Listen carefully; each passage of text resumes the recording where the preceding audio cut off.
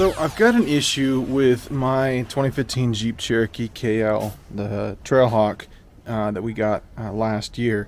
Got a problem with it, and I'm pretty sure it has to do with every single model year of these Cherokees. Locally, I run a off-road recovery Facebook page. It's not really a service, but just a bunch of like-minded off-road people, and we go get people unstuck that go up the mountains without the proper tools. So I'm putting my recovery gear in the back of the car here, and I can't help but notice a problem with the way Jeep Mopar designed the cargo space of the Jeep. Not only is this some of the best litter I've found, it actually makes really great storage totes. But the problem is when you put the tote in there, you cover the cargo lights. Now, far be it for me to assume what the engineers were thinking when they designed this cargo area, but I'm pretty sure putting stuff in here was not an option. That was not something they thought about. So, we're gonna add some lights.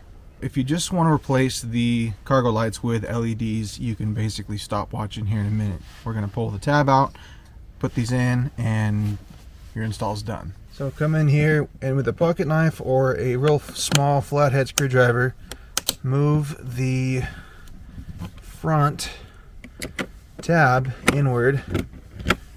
There you go. So just like the first one over here, go to the other side and put your new LED light in there and you're done. If you just want to put the two lights in there, that's fine. These are going to be way brighter than anything that Mopar would have ever put in this car. The problem still exists that if you put something inside the cargo area here, you're going to block the lights. So let's move on to the door here and adding more lights up there. You can get these LED cargo lights on eBay, on Amazon, pretty dang cheap.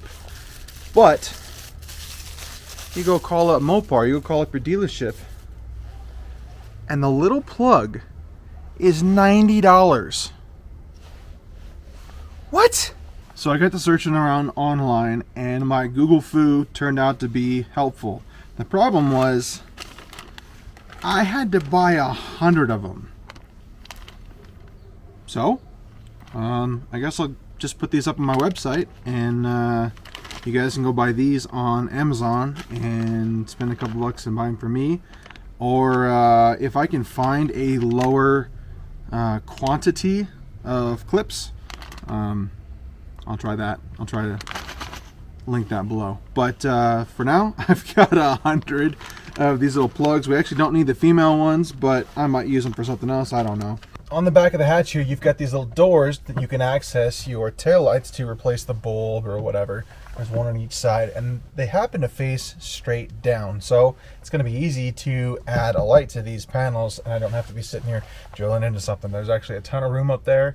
I'll show you guys that in a minute. So if you plan to put the lights up here in the door like I'm going to do right now, don't put the light in just yet. We need to tap into the wires down there so that we can run some wires up here to make these lights work. So the interior D-pillar's got to come out, or at least kind of fold over because it goes over top of the bottom panel. So just reach up top here and pull down and out. Just need access. We don't need anything crazy here. Just pull it out of the way. So I've got some kind of low voltage type wire here. Essentially, it's super low amperage. It's not that big a deal. You want to commit some heresy and use some speaker wire, that's probably fine. Just at least match the wire gauge to what's there going to the lights currently, and I'll go up here with it. I like this stuff because it's a little bit rigid and it's easier to kind of fish into places. So I'm just going to tighten up these wires here at the end, and I'm going to show you guys where we're going to put it to tap into those wires, or at least come out that hole right there, and then we'll route it up to where it's going. So here is the light and what we want to do is pass a wire behind this piece of plastic. You can do it either one of two ways. You can stuff it up through here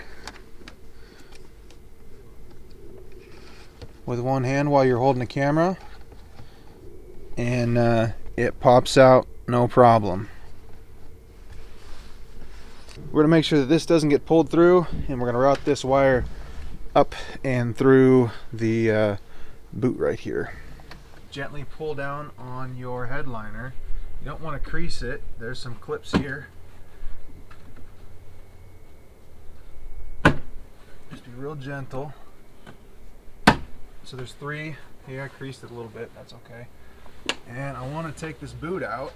And this one too. So I can fish this wire up through the body panel. Need to get these wires a little more twisted so that I can put it through this boot without an issue. I'm going to use this other wire as a fish tape basically to get to the other side here. So now I'll just tape that together real quick and pull it through. Maybe this will work. This probably won't work, but we're going to try anyway. And if it doesn't, then it won't make the video. Ha! Did it. Alright, so now we've got it fished from this hole up and around the headliner through the boot. Now I've got to pull these panels off and fish the wire up to one of these 2 lights here. Pull down on the panels. This one pulls out and then it pulls this way. So just be gentle. It sounds way worse and more aggressive than it is, but it's not. So let's follow this wire up here.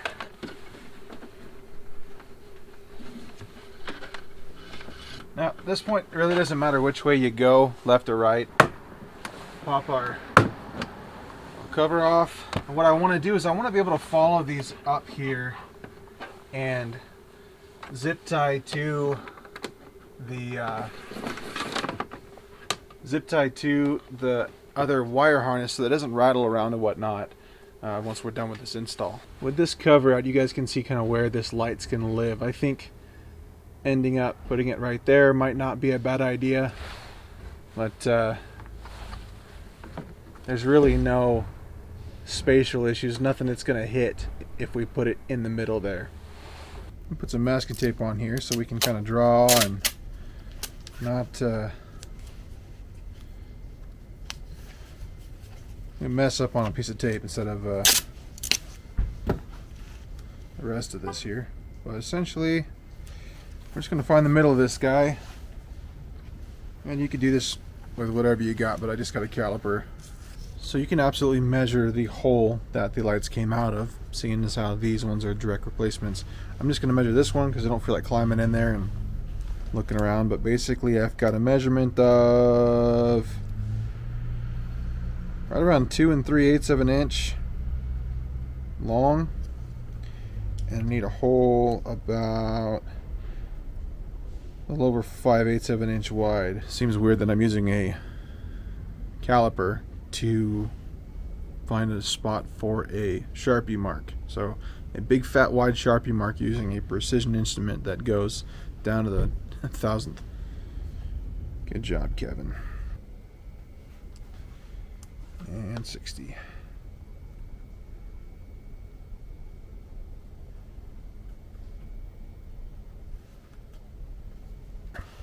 So there is the rectangle that I'm going to cut out on this one. I'll pop the other one out and transfer these measurements over to that one, and we'll go inside the shop and see what the best way to do this is. Probably an X-Acto blade, or I don't know if my little buzz saw, my little oscillating saw is going to be nimble enough for this. You can use a Dremel, which would be a really good idea. Maybe I might grab my Dremel. But let me get this thing marked and we'll go back in the shop and get this other one marked out. So I've got both of my little panels here marked out. You guys are going to have to excuse the noise. I've got a 3D printer that's printing a new kind of tool thing that might actually make me a whole boatload of money. Not quite sure. We're going to see. We're going to test it, prototype that. But I also got my mini split, so there's going to be a little bit of noise here. But for now, we're going to get these knocked out with the Dremel. I'll throw some music or whatever, you know, professional YouTubers do when there's a lot of noise.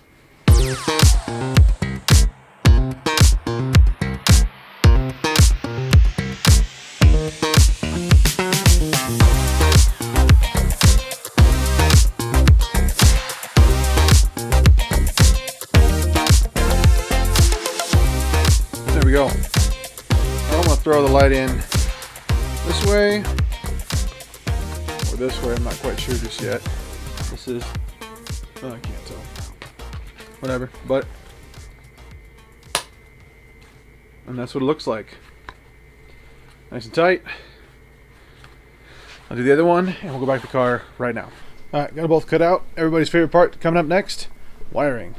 So it's pretty obvious that we need some sort of jumper wire between the two lights. So I'm just going to cut one that's a little longer, and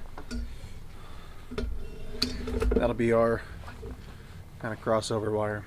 Getting the wires prepped, cutting them back, nothing special. We're going to do black and white for our power wires. These little plugs came with brand new terminal ends, so I'm going to crimp these on here and then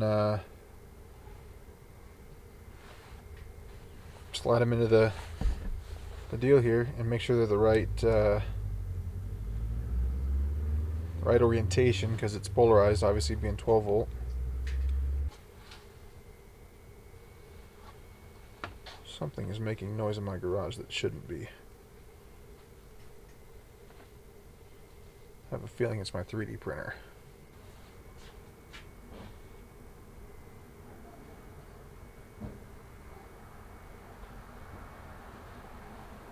Still printing. It's like an 8-hour print. I was hoping that wasn't going to be messed up. Black is the, I don't know, right side as far as the clip is concerned. There we go. I'll just clip the wires in.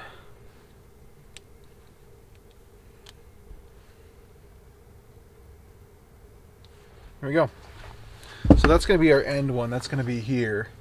And I'll run this one over here, and these wires are going to get attached to these wires, and that'll be the way that goes. Use my other strippers here. These are way better strippers. Look at that. Peel the red back, black, white. Perfect. Because I need these to be tied in here, this is going to get a little creative. I'll get my clips ready. Twist our wires together real well.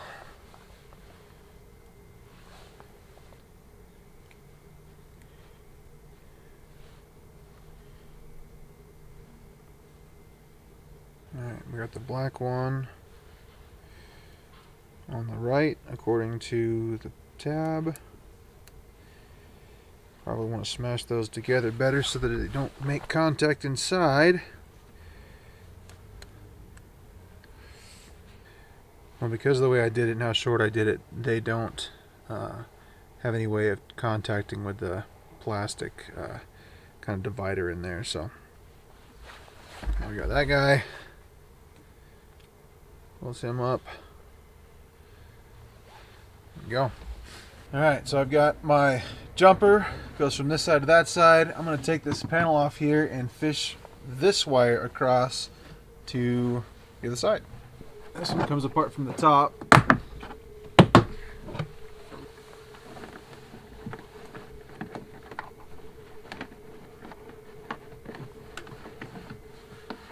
Just like that. This side right here has got a whole bunch of stuff in the way, so apparently you got to go real close to the edge here to get it to fish out this hole. But now we've got one plug coming out of this hole, one plug coming out of this hole, wires going up. I'm gonna get some zip ties right now and get this all zip tied up, and we're gonna go inside the car and figure out our connections.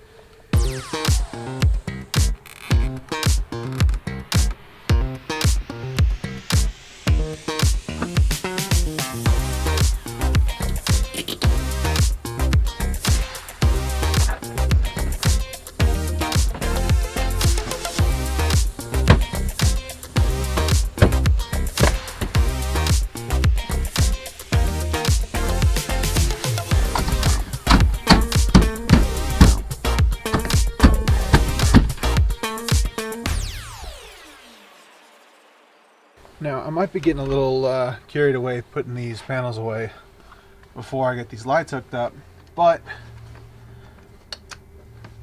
pretty confident of what I did, and I just want to make sure that this next step, I got these lights hooked up so that we can check the polarity and make sure that the wires we're connecting are actually going to work.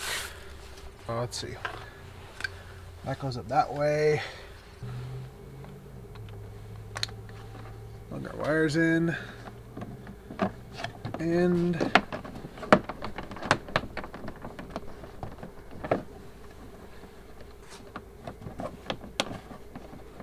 all of our clips in. There we go. Nice. Look at that. Almost looks factory. Just took our wires. Tab.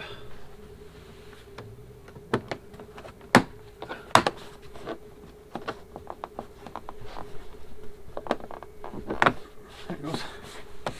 Nice. 1, 2. Let's get these other pillars in.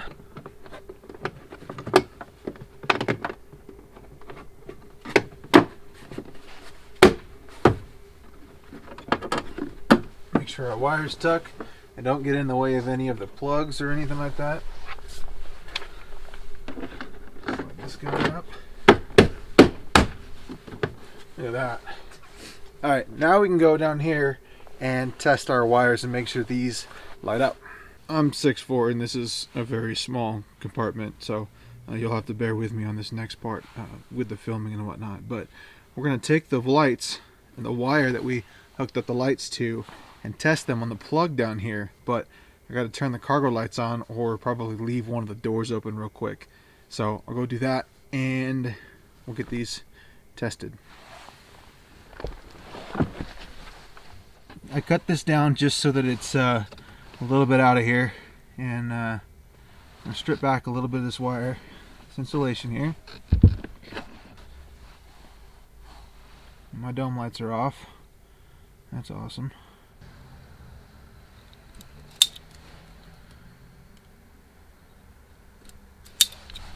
Alright, dome lights are on. So what we're going to do is we're going to test our lights. That works. And that doesn't work. So my black wire needs to go to the red and yellow wire. Okay, so you guys are gonna have to test that out to make sure which way this plug goes. And I'm gonna do something controversial. Not a huge fan of these, but being in a area where it's not going to get wet and never moved, these little T-taps are going to do just fine. Yellow and brown? Nope. Nope. Oh, freaking dome lights turned off again.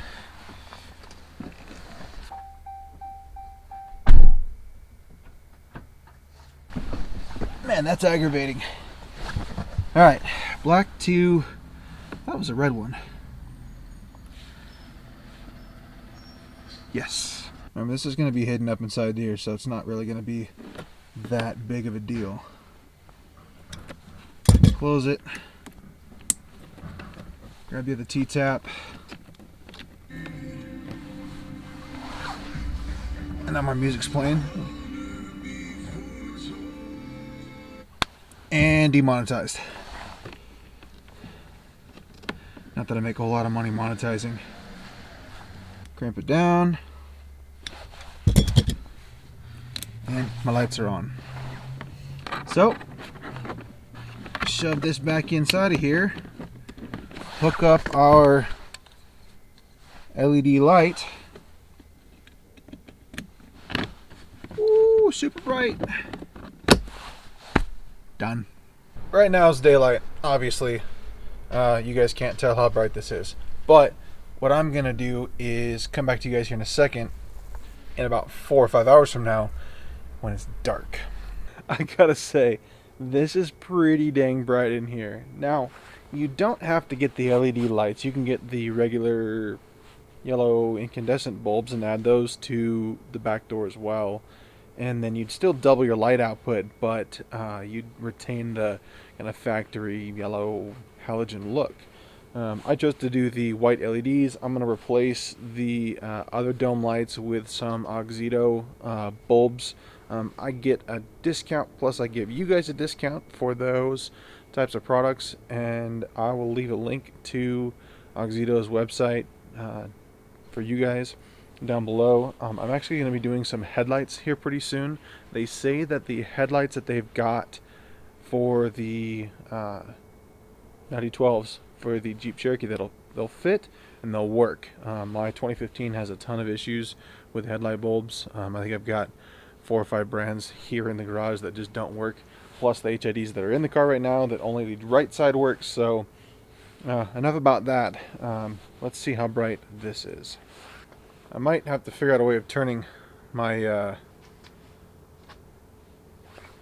floodlights off. Hang on. There you go. You guys can see just how bright this is. These are the 4 LED lights down in here. This one's actually covered still, but I've got lights up here, and it lights up literally the entire area. I can close my garage door now and turn off all of my garage lights, but it is remarkably brighter right here. So if you guys are throwing stuff in your cargo area, you're not going to cover the lights anymore. They're actually up here. You'd be pretty hard pressed to I mean, come on. That's bright. So now it's nice and bright. It's all lit up out here. It's way better and everything that I ever hoped this idea to turn out to be. So there you go. The lights aren't that expensive. The plugs really weren't that expensive, but I kind of had to buy like 100 of them. So like I said, when I edit this video, I'll find the links for just a couple of them so that you guys can utilize those in your vehicle, in your addition to those lights. I'll also link the yellow halogen lights if I can find them.